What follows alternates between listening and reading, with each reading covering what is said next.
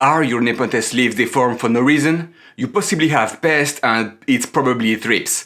That's the worst pest ever for Nepenthes and you really have to react fast if you want to save all your Nepenthes. So today we'll talk about how to kill thrips on Nepenthes.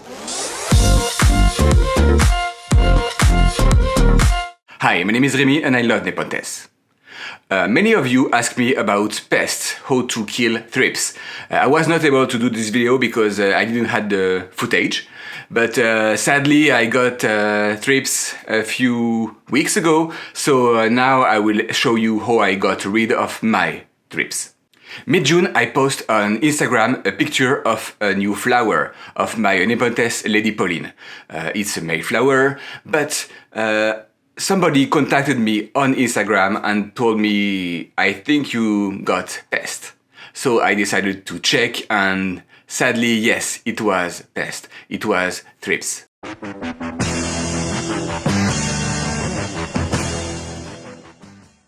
That's the worst pest for Nepenthes. It's absolutely dangerous. You can wipe out all your collection. That's a very problem. So because this video will be packed with a lot of information, I will break it down in a few parts. So we'll start by what is thrips, then where they come from, if you can avoid them, how to see if you have thrips without seeing them, and then how to kill them. But let's start by what are thrips. Thrips are a plant vampire, really like the aphids. They will feed on the sap of your plants and the substance of the leaves, and then they will weaken the plants, the parts where they sting, and then the plants will start being deformed, tired, so that won't be a good, healthy growth. In black, this is an adult, the mother, and then in a green transparent, that's a juvenile. And if you don't know what is it, you won't even really care for it, but when you know what is thrips, usually you react like that.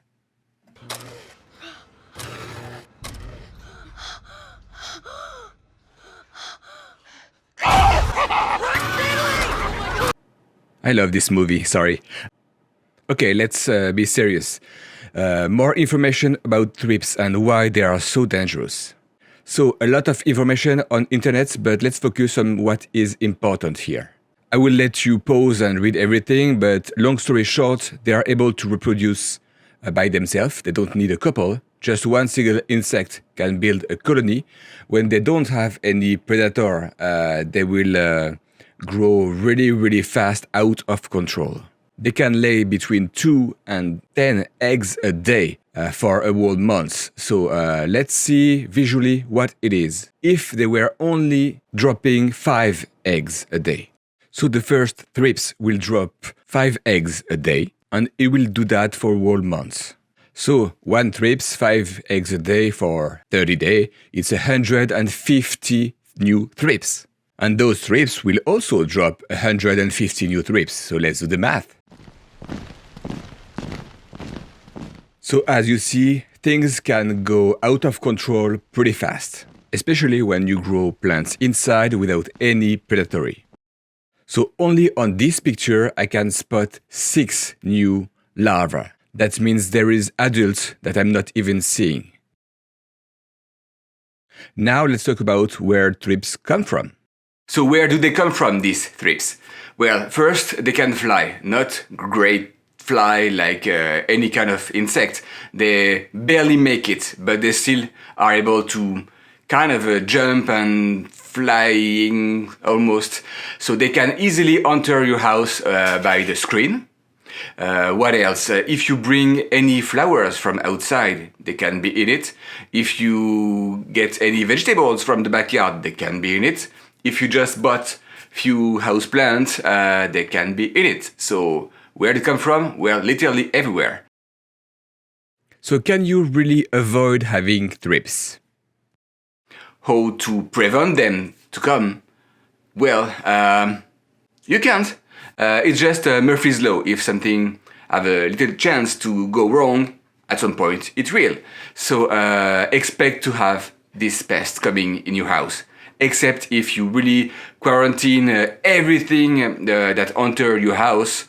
You don't buy flowers, you don't get vegetables, or you quarantine them and really deeply rinse and clean them. But at some point, there is a high chance that these thrips will manage to enter your house, and then they will find the Nepenthes. How to spot that you have thrips before seeing them? So you cannot avoid having thrips. There is a high chance that they will come. But how do you manage to see them? I was lucky because I posted a picture and somebody told me I got these thrips. But again, usually you will more see the symptoms. You will see what is happening to your plants, and that's gonna be a clue that will motivate you to really investigate further, to check under each leaves in order to find one thrips, and then you know. But don't confuse that with random stress. For example, the small lead problem on Nepenthes is a consequence of stress. Stress could be the temperature, the humidity, could be the pest, could be repotting, could be a lot of stuff. So that's only clues. If you see that your leaves are deformed, that's a good clue. It could be something else, but still, check under the leaves, at the base of the stem, check everywhere to see if you find these thrips. Could be also that plants are not picturing. I will show you later pictures where the leaves is properly formed, but there is no embryo at the very end of the tendril. So that's something that was not obvious to me, but then now that I know I had thrips, it makes sense.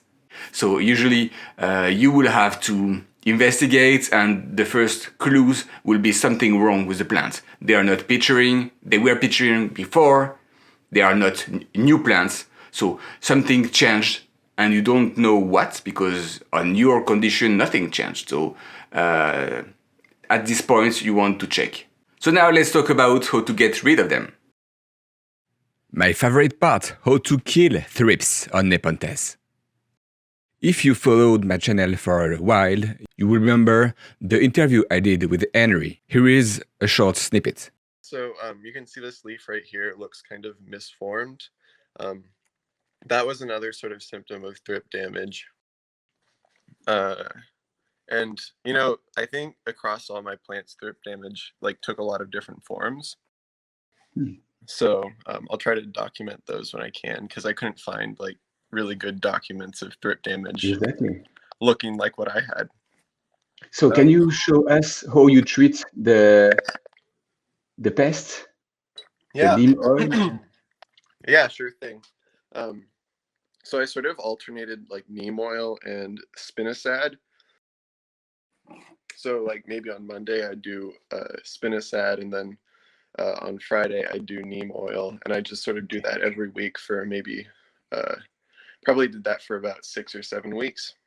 Okay. Oh, yeah, and that was just spraying the leaves, focusing on the undersides of the leaves, and also spraying the top of the soil, because I think thrips have a life cycle stage that's in the soil, so you know, try to get that too. So Captain Jack Deadberg, that's the spinosad. It's great if you are in the US, but if you cannot find spinosad like in Canada, you will have to find something else. My go-to is usually the Pyrethrin.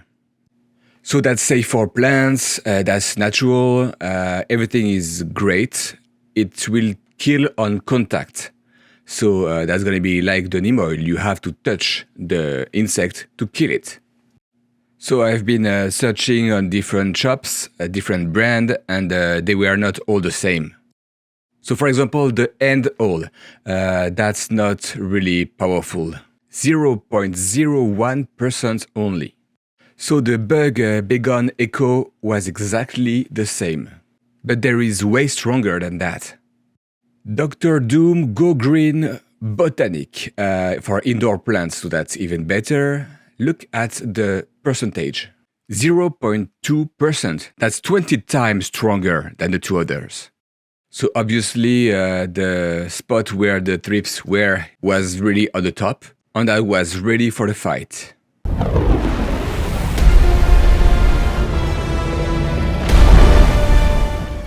Even if in reality I was more looking like that. I know it's way less badass, but you don't want to have this product in your eyes or to breathe that. Especially since you will spray above you on the vine, you want to protect yourself. What I love about this spray is you can spray upside down. So it's all the direction. You can totally tip the spray bottle and spray the way you want without wasting the gas inside. Spray everywhere, the top, then under each leaves, the stem, every single cracks should be sprayed on. And because all the leaves are totally folded before they open, that's where the larva can be. So you want to spray 3 days after just in order to really clean all these thrips. So each newly opened leaf should be sprayed on because that's exactly where the thrips will want to be. So the good thing about Pyrethrin is it will disappear by itself after not even 24 hours, nothing is left, nothing is toxic for you. So you can investigate on each leaves, under, everywhere. You look at your plants and you see if you see something. It's really hard with one hand, but believe me, I check every corner. And get yourself a magnifier, something that will help you to really investigate. Just doing that quickly with your eyes won't be really effective. Especially since you will have all the nectar glands on certain plants, certain species. You really want to make sure they are not thrips. You don't overspray them. At the end of the video, I will put a link on a video I did about how to not confuse the nectar glands and the pest. This one looks good and healthy, no deformation. This one is definitely deformed, like the shape is not really great. And no, that's way too big to be a thrips. They are so tiny. And you will find some dead thrips, that's a dead adult. Just clean that so you don't freak out when you see it again. We are day 6 and I just received my order. That's the nematode. They will help to kill every insect that enter the soil. So from fungus gnats to the thrips. And it's really a funny packaging because I cannot not think about something.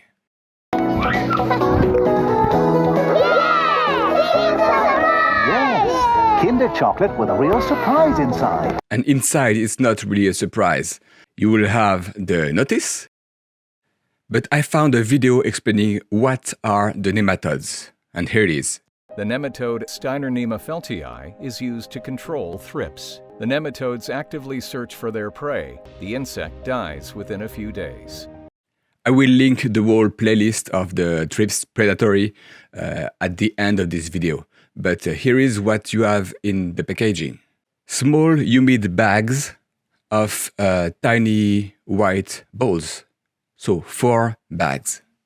But because I have plenty of pots, I will have to open them and put a few in each pot. So the 4 bags will give you that quantity. So now let's put that on the pots.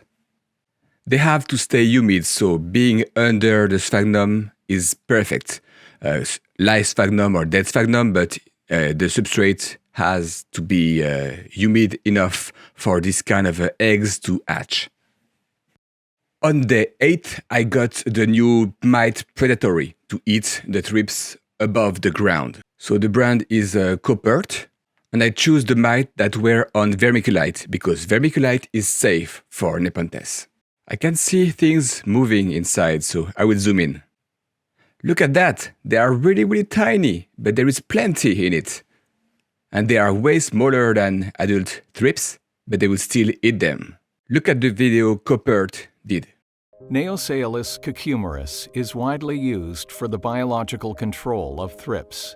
When Neosalus finds its prey, it pierces it with its mouthparts and sucks out the contents. Tiny and vicious. I love that. So on small plants, you just sprinkle that on the sphagnum, or the top layer of the substrate. And when you will have taller plants, maybe you want to find a way to deliver those predatory on the vine. So personally, I will put 4. So 1, 2, then 3, where the thrips are, and 4, where the new growth is. So we just fill the cups and you wait. They should exit all this to go hunting for food. So they will start crawling and spreading around this area. That's why I put 4. So day number 12, that's the inspection. You check every leaf that is deformed like that. There is also this one. Sometimes they are thicker, sometimes they are deformed. This one looks good. Look at that. There is no embryo at the end of the tendril. Neither here. So yes, this species stopped producing pitcher, but the leaves are not that deformed. Some other species will be stressed, like this one, the small lid problem, definitely come from the thrips, or the product I put to kill the thrips. So here is my action plan, the action plan I did to kill my thrips. So as you see, the 2 first time was only the Dr. Doom, the spray to kill all the thrips, adults and visible. Then inspection, obviously, then the nematode, then predatory mite plus inspection. Again, same, predatory mite plus inspection. Always inspect your plants very regularly because you really want to spot if something is coming back or not. And then on July 30, it was again an inspection. Why I'm telling you that? Because during this inspection, I spot that all the Nepenthes on the windowsill was free from thrips, but downstairs on the basement, I found 1 larva.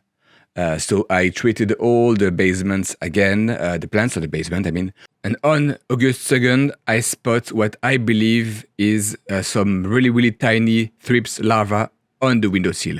So when it's like that, you go back to step 4 and you treat, or you put a predatory mite, whatever, but you treat again for 2 weeks and then you inspect.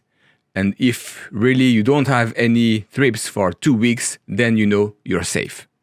Beside the deformed leaves, I also got some, I don't know, there is the nectar glands on the leaves, obviously, but some species had some drop, like almost nectar that should not be there. All the leaves were sticky, something was like they would be bleeding. Something was drinking their blood, like this little plant vampire.